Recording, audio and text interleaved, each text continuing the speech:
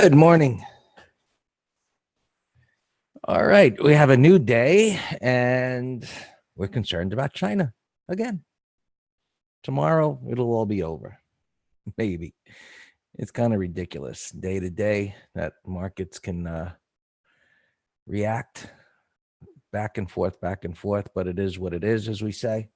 So finally, you can see the S&Ps broke out of this trading range that it's been in here this week, hitting the highs and getting close to the lows, and now we're breaking down through it, which should open up the door to the next level, which really isn't all that far away, which you can see. And so my assumption would be that now that we've broken here, and you can see there's already been a reaction to it, and wide range bar on the way down, so it tells us that the momentum is going to slow, and it has. As you can see, the last few hours has been chopping sideways here, but little to no move to the upside, and once it did, came right back in again. So looking for things to move lower here. The move down has created that price void above, and the next level isn't that far away, so we'd have to be a little careful as far as assuming that the market would drop significantly here right at the open. So we'll see. We'll see as it gets down to the next level, and ultimately you would think that it's coming down here, which is what we want it to do. And ideally maybe break down below it a bit, because when this kind of a pattern, when it comes down to the prior low, taking out that level takes out some stops, and then we'll see if we actually get the reversal and move back up again, since the weekly chart has had this up move and we're coming down into support here. So as I'm looking at all this thing, okay, so we get this turn here, which once we do, we could buy the market, the spiders and Qs, which is probably the safest thing to do. But looking across here, what are we going to buy? Well, do we go to what has been killed the most? Well, this is probably a good opportunity if by some miracle, the China concerns are really over, since this has been beaten down as much. So looking at this, it's broken this trend on the weekly time frame, but it could have a really decent bounce if that's really over. Otherwise, we probably want to stay away from this area, even though it's going to bounce. But what's looking good? And we talked about aerospace and defense, and that might be under a little pressure here today. We'll see. Boeing is down $7, as you can see. So, but this has got a nice 1, 2, 3 continuation pattern here. So, and it's consolidating a little bit. So we'll see if that can actually take off. The NASDAQ is already close to this level. And so as it's coming down, this last couple of days have kind of, and I like to refer to this as kind of filling the tank a little bit. Ideally, this kind of a pattern comes right down without this little stall here. So that stall, and kind of giving hopes to buyers, right, that are stepping up here, that maybe this can push up to this level. And now, obviously, those buyers are caught long, which can push prices down. So we'll see as the NASDAQ futures and the Qs get down to their levels down here, and see if buyers want to step up again. So we've got this conflict between the daily and weekly time frames. So we'll just have to see how it resolves itself here. And we're probably going to be into this before we see a real turn into next week. So what we're looking for, just taking a look at our market internals here, there's been some improvement in sentiment as it came down to this level here, and breadth came just under the -100 area, close to 200. And ideally, what we're looking for is a move down, and maybe we get to that 200 MA. That would be fine. and this comes down into this 1.2 area, and breath comes closer to this minus 200 area, and then we get the setup to go long. And of course, now that it's kind of refueled that tank a little bit by this chopping around the last few days, that's going to be a stall point on the way up. But hey, that's what it's happened here, but we should get through it if everything lines up. So for now, we'll just continue to do what we've been doing and looking for these day trading opportunities and waiting for this turn to happen. And then we should have something to hold on to for, we'll see, a couple of weeks or so for this turn to happen and get a green bar here on the weekly time frame. So that's what we'll be looking for into next week. Right now, it looks like prices have to go down and test these levels or possibly lower. So we'll just keep doing our factory work. And so on the way down, prior day's high is our first reference point of resistance. Let's go to the Qs there.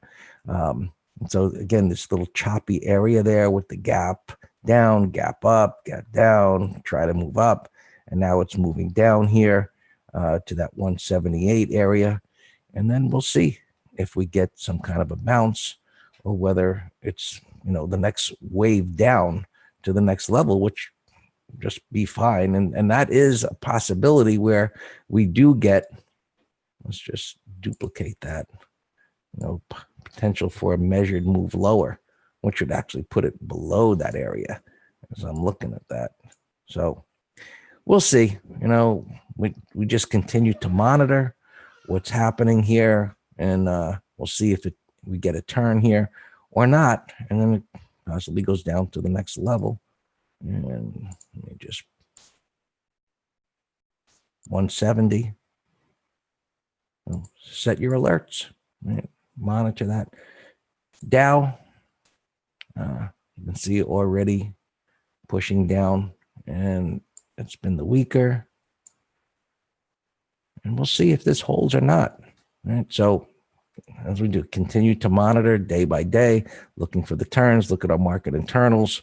And this obviously you can see has been the weaker, where it's already come down here into this level, and just relative strength, relative weakness. You can just look at the difference in the charts, up, down toward support above the 20 MA.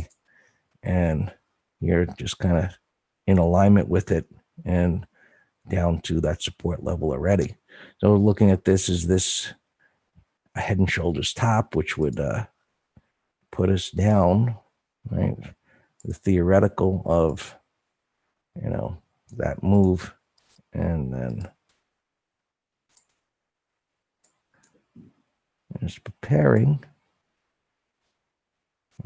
which typically going to line up with the next level of support, and there's really nothing there. So we just continue to monitor.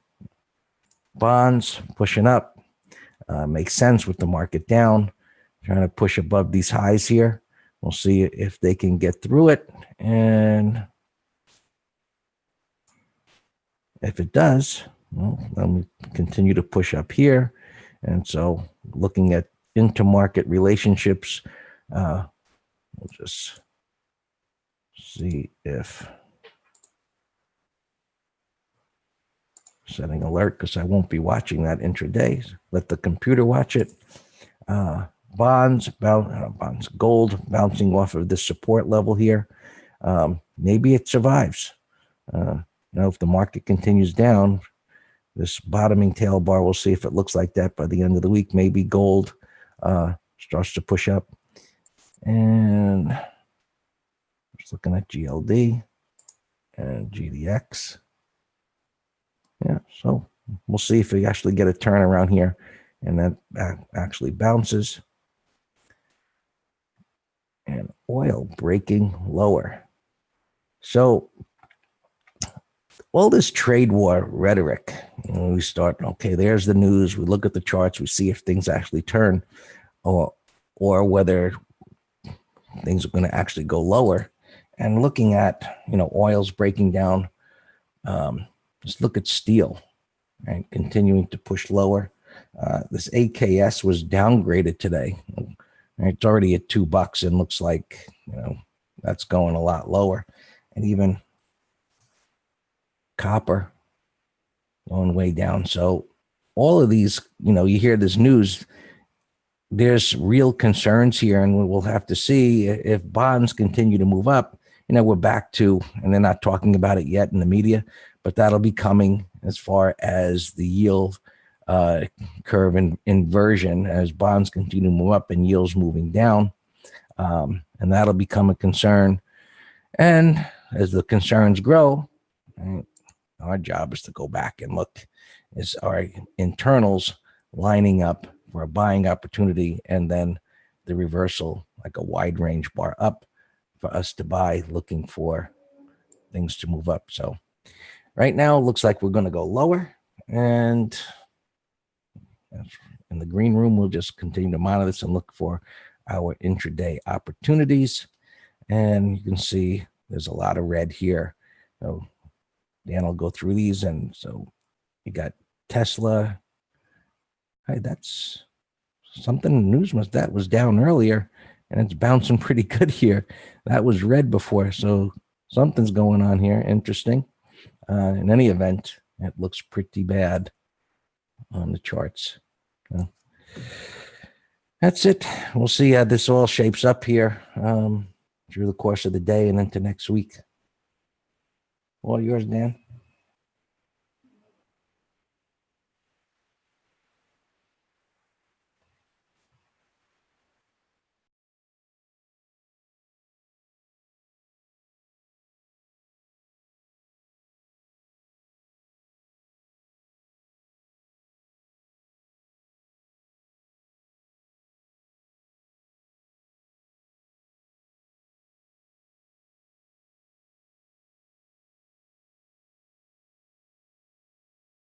Yeah, sorry, someone was at the door. I am here.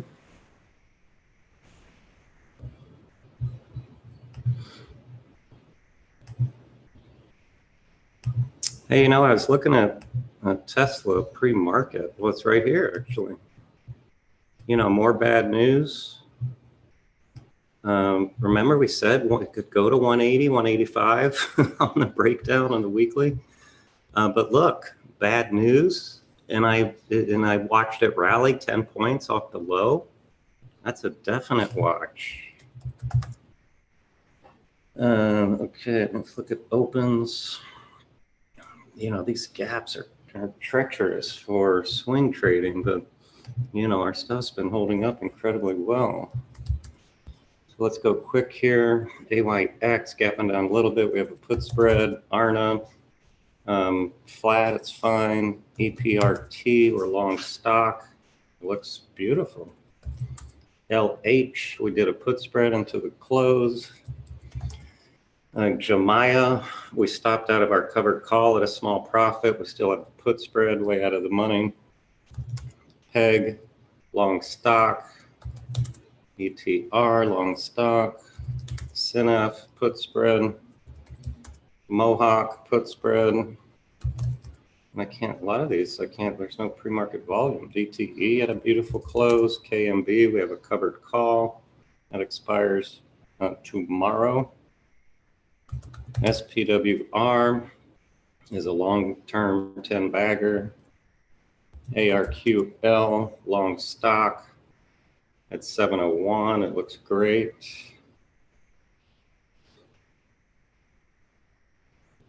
And X-ray covered call. It's doing its job, going sideways. November Sierra. We're long stock, and we tighten the stop under the week's low, the pivot. And that's in the swing ladder, so I don't see any disasters, based on any gaps right now. The only open position in the weekly options trader is 5, a put spread, and that looks fine. And we took our profits. We closed that one at a nickel yesterday. Roku.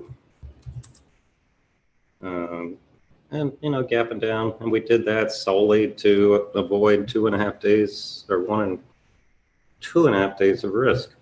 All right, that's Tesla. This is a penny stock toy. I got no interest in those.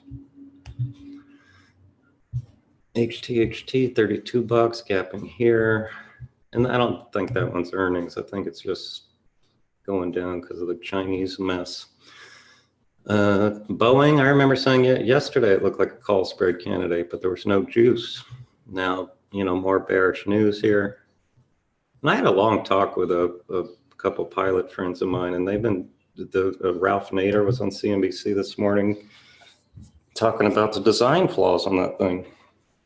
And my friends have been telling me the same thing. They're like, look, it's so expensive to design a new airplane from scratch. They just take an old model and they try to retrofit it. And they were telling me that the retrofit that they did on this one with like moving the wing forward or whatever to add more, it's whatever they were telling me. They said it ain't working. And that's what Ralph Nader was saying today too. It's like, it's not just software. It's much more than that. Sina 4250. Wow, that's a big old ugly cap. You know, look at these crazy moves. Wow. Wow. And look where this thing came out of a coma in 02. Whiskey Bravo had earnings, and I think that's dragging down some of the others, Chinese things. Wow, look at that.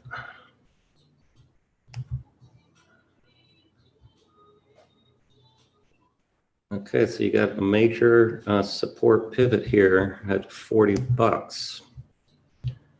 It's gapping to 45. I don't know what that's going to do. MDT 9152. That's a very bullish gap.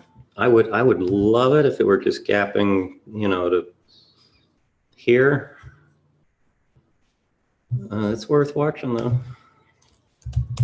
Let's watch MDT. Pearl 3737. That's a bearish gap. Don't know what to do with it. NTAP getting clock clean. Sell setup on the monthly. 6128. Very bearish. BBY, it's slopping around pre-market. 6980. There's no pattern. Although anything green today is strong. Lima Bravo 23 there. I like that. You hear my voice? And why do I like it? Because this is a nasty downtrend, ugly red bar, pickup in volume, and it's gapping just over, you know, this pivot. You know, let's see how it sets up on the 5-minute chart, and that'll be a great day trade and or put spread. CTERP, 37 bucks. That's a mess. Cron, this is now I'm into my leftovers. Remember AVP yesterday? Gapping up again. But, you know, that's the buyout situation. SSL from yesterday has more pain.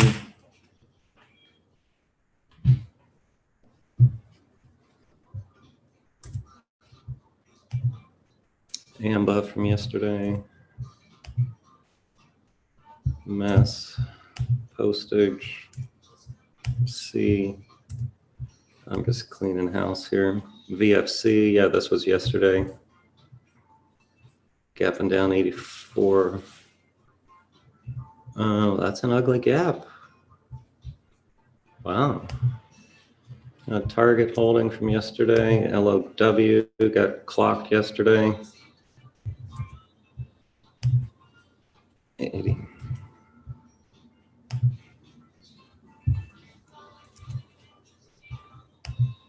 More pain for these semis. Urban. Toll.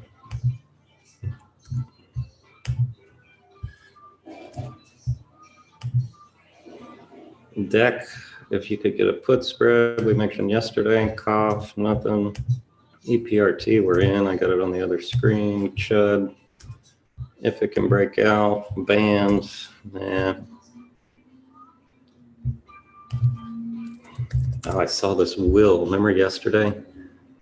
Yesterday I was saying short it, target at 20 bucks. Look, it's right there at your target, 20 bucks.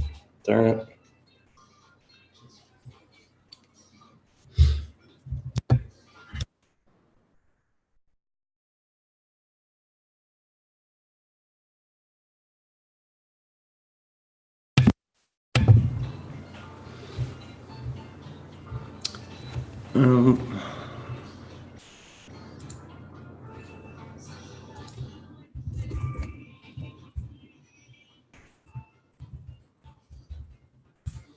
Yeah, so if Tesla sets up, we can do a put spread for tomorrow.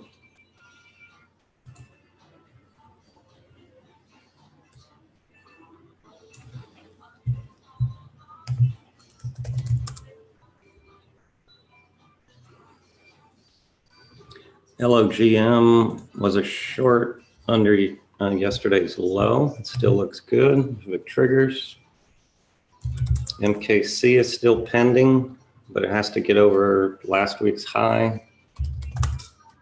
Zynga is still watching. WTFC is a short. These are all pending. They're still a go if they trigger.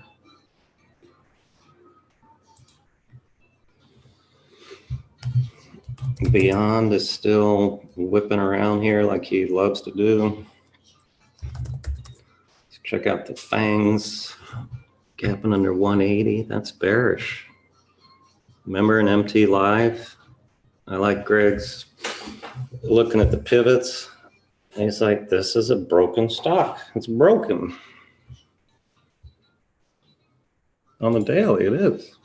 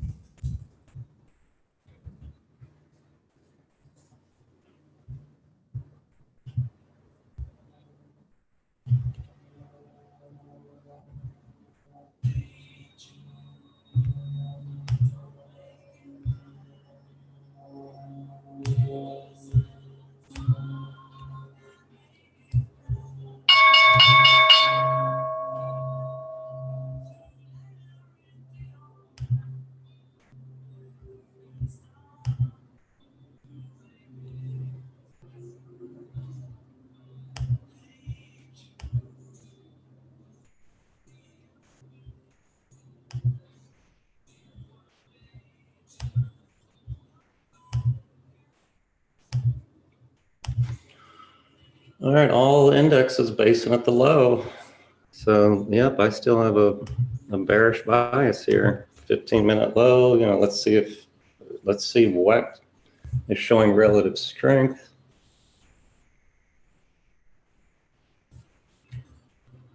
Look at our little every. Oh, nice gap up on every. We're up a nice percent, actually.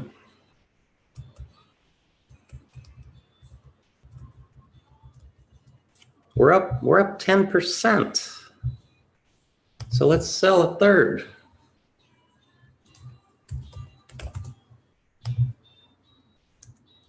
Now, Debbie, we have to you know, let it pivot against us if we want to go. You know what? Let's sell half. That's a nice gift.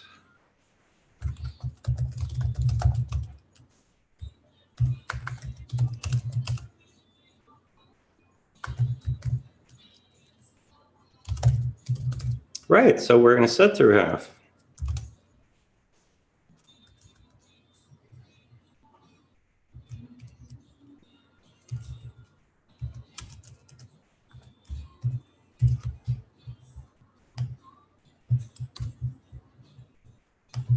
But you see now, yesterday's lesson, it just allows you to be more, you just go through and answer the questions.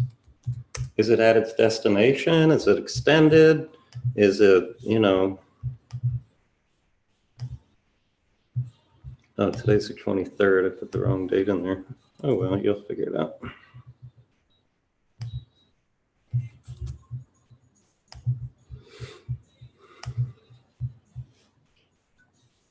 And that's the one I posted a pre-market